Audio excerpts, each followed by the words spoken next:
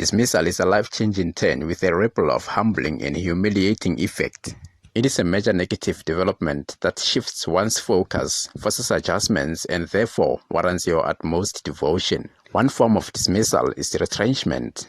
My name is Marcus, a practicing advocate of the High Court of South Africa. Retrenchment is when the employer terminates your employment due to some apparent changes in the business which render your position redundant or financially unaffordable.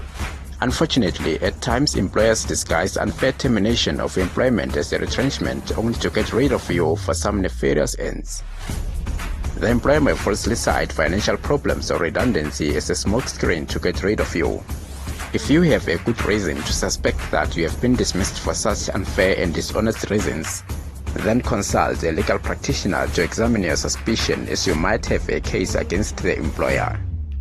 It is the employer's responsibility to prove a genuine reason for your retrenchment. So if the reason for your retrenchment is financial problems, then the employer needs to prove that if you doubt it.